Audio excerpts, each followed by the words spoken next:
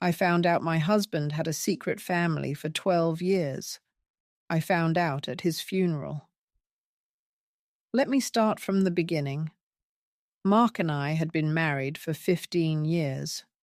We had what I thought was a good marriage. Not perfect. Whose is? But solid. He travelled for work a lot, which was hard, but we made it work. He was a sales manager, always on the road.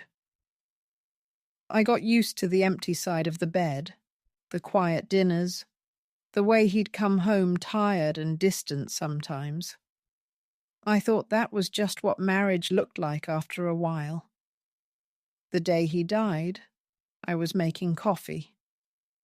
It was a Tuesday morning, 7:30. The phone rang, and I remember thinking it was probably Mark calling to say he'd landed safely. He was supposed to be in Chicago for a conference. Instead, it was a police officer. There'd been an accident, a car crash on the highway. Mark was dead. I dropped the coffee cup. I can still hear the sound it made when it hit the floor. The shattering. The way the hot coffee splashed up onto my legs. I didn't feel the burn. I just stood there, holding the phone, listening to this stranger tell me my husband was gone. The next few days were a blur. Arrangements, phone calls, people bringing casseroles. My sister flew in from across the country. Friends came over. Everyone was so kind, so careful with me. I was numb. I kept waiting to feel something, but I just felt empty, hollow. The funeral was on a Saturday. It was a beautiful day, which felt wrong somehow. The sun was shining. Birds were singing. How could the world keep going when Mark was gone? The funeral home smelled like flowers and something else. Something heavy. Something final. Lilies, I think. Someone had sent lilies. The room was too warm, too quiet, except for the sound of people shifting in their seats, the rustle of tissues, the occasional sniffle. I sat in the front row, wearing a black dress I'd bought 2 days before. It was too tight around the shoulders. I kept pulling at the fabric, like that mattered, like anything mattered. The casket was closed. I kept looking at it, trying to understand that Mark was inside, that he was really gone. The wood was polished, dark. It looked heavy, too heavy for one person. The service started. People said kind things about Mark. His boss talked about dedication. A friend told a funny story. I nodded along, but I wasn't hearing any of it. The words were just sounds, meaningless sounds. And then I heard something else, something that cut through the numbness. Crying. Real crying. Not the polite, quiet crying you do at funerals. This was raw, uncontrolled. Someone was sobbing. I turned around, and I saw her. She was sitting in the back row on the other side of the aisle. A woman I'd never seen before. Maybe 35, dark hair pulled back. Her shoulders were shaking. She had her hand over her mouth, trying to keep quiet, but the sound was escaping. I could hear it from where I sat. This broken, desperate sound. I stared at her. Who was she? I looked around, trying to see if anyone else noticed. But everyone's eyes were forward, on the casket, on the pastor. No one was looking at her. After the service, people came up to me. Hugs, condolences. I'm so sorry. He was such a good man. If you need anything. I nodded. I thanked them. but I kept looking over their shoulders, searching for that woman. I found her outside, standing by herself near the parking lot. She was still crying. She had a tissue pressed to her face. I walked over to her. I don't know why. I just had to know who she was. "Excuse me?" I said. "I'm Mark's wife. I don't think we've met." She looked up at me, and her face. I'll never forget her face. The shock, the guilt, the fear. It was all there, written across her features like a map of everything I didn't know. "I'm Sarah," she said, her voice shaking. "I'm so sorry. I shouldn't have come. I had to be here." "Sarah," I repeated. The name meant nothing to me. "How did you know Mark?" She looked down at the ground. She took a deep breath. And then she said the words that would change everything. "He was my husband's best friend," she said. "They worked together. He was always so kind to us, to our family." Something in her voice didn't sound right. The way she said, "our family." The way she couldn't look me in the eye. But I was grieving.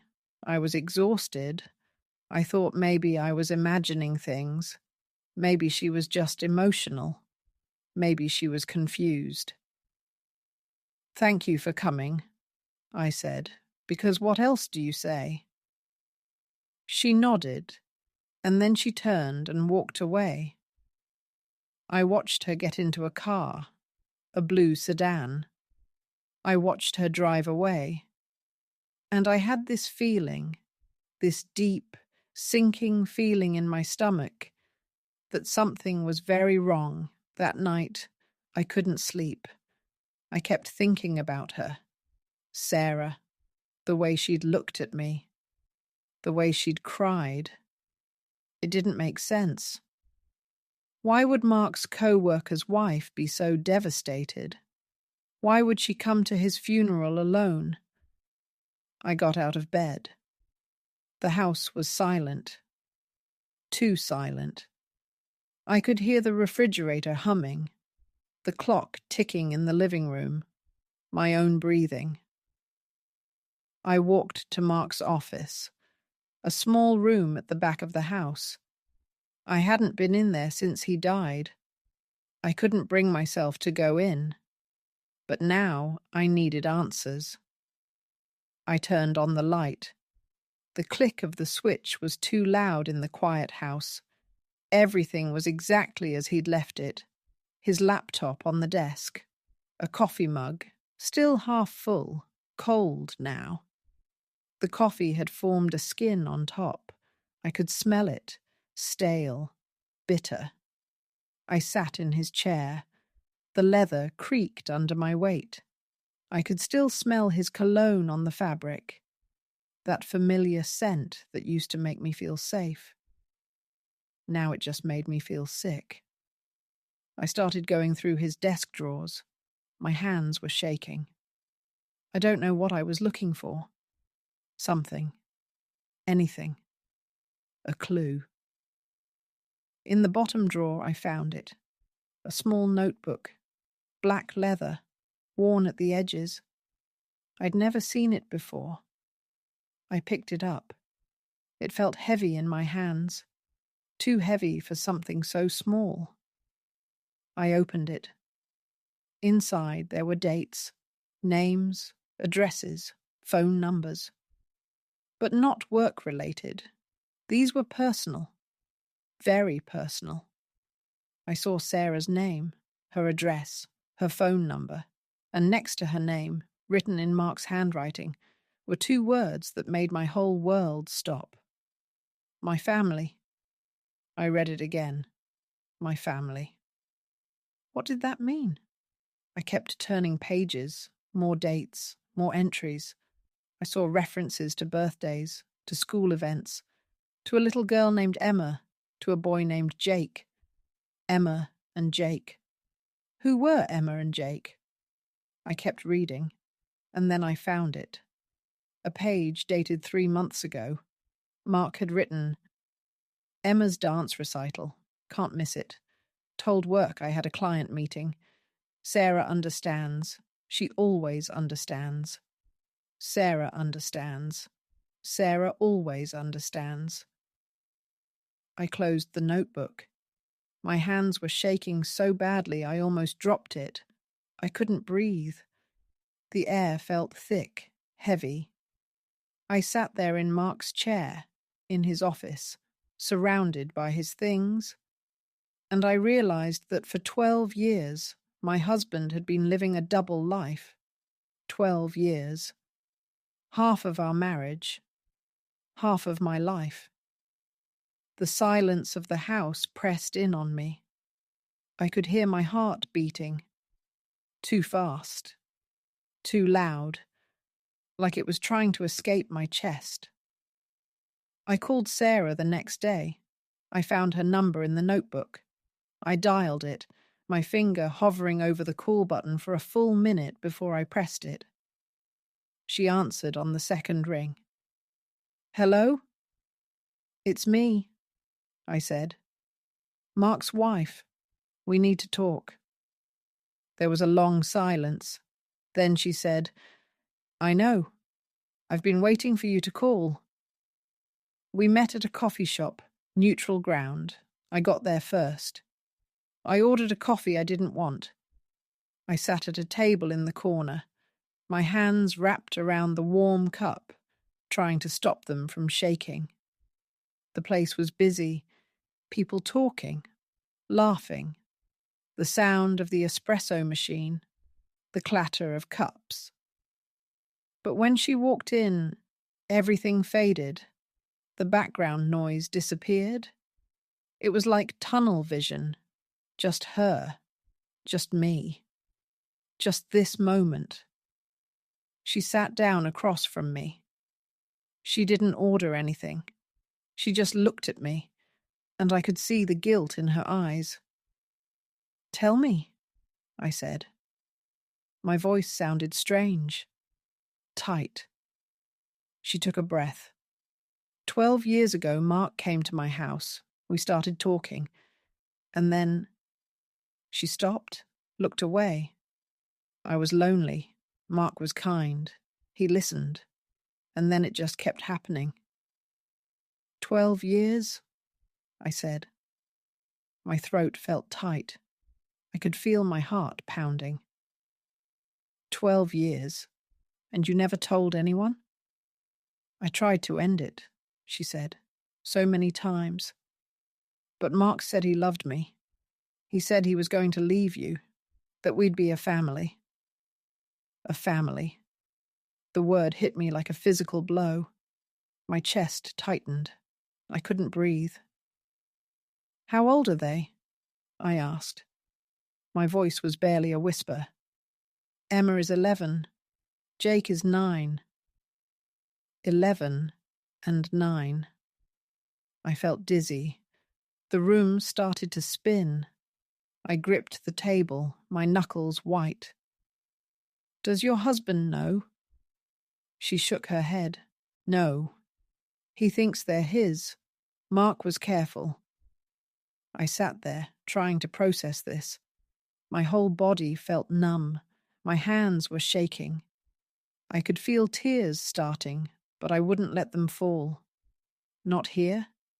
Not in front of her. What happens now? I asked. I don't know, she said. What do I tell them? How do I explain that the man they thought was their father's friend was actually their father? I didn't have an answer. I still don't. After that meeting, I went home. I went through everything. Mark's emails, his phone records, his credit card statements, receipts from restaurants I'd never been to, hotel rooms in cities he'd supposedly been visiting for work, gifts he'd bought, toys, clothes, things for children, things that weren't for me, things I'd never seen. I found photos, hidden in a folder on his computer, password protected. Photos of Sarah, photos of Emma and Jake, family photos, Christmas mornings, birthday parties, school events, all the moments I thought Mark was missing because of work. He wasn't missing them. He was living them. Just not with me. The hardest part wasn't the anger. It wasn't even the betrayal, though that was devastating. The hardest part was the questions. The questions I'd never get answers to. Did he love me? Did he ever love me? Or was I just convenient? Was I just the wife who didn't ask too many questions? Did he feel guilty? Did he lie awake at night, torn between two lives? Or did he sleep soundly, content with his secret? I'll never know. Mark took those answers with him. But then I found something else. Something that made everything worse. I was going through our financial documents, life insurance, bank statements, things I needed to handle now that he was gone. And that's when I saw it. A life insurance policy, a big one, $500,000. I'd known about it. We'd talked about it. It was supposed to be for me, for our future together. But when I looked at the beneficiary form, my name wasn't there. Sarah's name was there. Sarah was the beneficiary, not me. Sarah and the children, Emma and Jake, they were listed as beneficiaries. I wasn't even mentioned. I sat there, holding that piece of paper, and I realized that Mark hadn't just been planning to leave me. He'd already left me. On paper. Legally. He'd made sure that if anything happened to him, Sarah and the children would be taken care of. Not me. Never me. I was nothing to him. Less than nothing. I was the obstacle. The problem he had to work around. The lie he had to maintain. He'd been paying the premiums with our joint account. I'd been funding my own erasure. That was the worst part. Worse than the affair. Worse than the children. Worse than any of it. The knowledge that in his final plans, in the documents that would matter after he was gone, I didn't exist. I had been erased. A few weeks after the funeral, Sarah called me. She asked if I wanted to meet Emma and Jake. I said no, I couldn't. Not yet. Maybe not ever. It's been 6 months now. 6 months since Mark died. 6 months since I found out about Sarah, about Emma, about Jake, about the life insurance policy, about the life he'd been living right under my nose. I've moved out of our house. I couldn't stay there, surrounded by all the lies. I've started therapy. I've started trying to rebuild my life. But it's hard. Because how do you rebuild when you don't know what was real? When half your marriage was a lie? When the person you trusted most in the world was someone you didn't know at all? I think about Sarah sometimes. I think about Emma and Jake. I wonder how they're doing. I wonder if they know the truth yet. I wonder if they'll ever know. And I wonder, if Mark were still alive, would he have ever told me?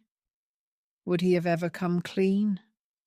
Or would he have kept the secret forever, living 2 lives until the day he died? I'll never know. Last week, I was at the grocery store. Just a regular Tuesday. I was picking out apples, trying to decide between Gala and Honeycrisp, like that mattered. like anything mattered. And then I saw her, a little girl, maybe 11 years old, dark hair. She was helping her mother, Sarah, put groceries in their cart. The girl was laughing at something her mother said, and when she turned, when I saw her face in profile, I stopped breathing. She looked exactly like Mark, the same nose, the same smile, the same way she tilted her head when she laughed. It was like looking at a ghost, like looking at Mark as a child, like seeing a piece of him that I'd never known existed. I stood there, frozen, holding an apple I didn't remember picking up. I watched them, Sarah and Emma, a mother and daughter, shopping together, normal, happy, unaware that I was there, watching them, seeing the face of my dead husband reflected in a child I'd never met. Sarah looked up. Our eyes met. She saw me. I saw the recognition in her face, the guilt, the fear. She grabbed Emma's hand, said something I couldn't hear, and they hurried away, down another aisle, gone. I stood there for a long time. People moved around me. Shopping carts bumped into me. Someone said, "Excuse me," but I couldn't move. I just stood there, holding that apple, thinking about how Mark's face would live on in a child I'd never know. In a child who would never know me. Mark had a secret family for 12 years. I found out at his funeral. I found out he'd erased me from his life insurance. And now, 6 months later, I'm still finding pieces of him everywhere. In a grocery store, in a child's face, in the life he chose over mine. I'm moving forward, slowly, painfully. But I'm moving forward, because what else can you do? You can't go back. You can't undo what's been done. But some days, I wonder if I'll ever stop seeing his face in places I don't expect. If I'll ever stop wondering what was real and what was a lie. If I'll ever stop feeling like half my life was stolen from me. Mark had a secret family for 12 years. I found out at his funeral. And now I'm left with the pieces of a life I thought I knew, trying to figure out which parts were real and which parts were lies.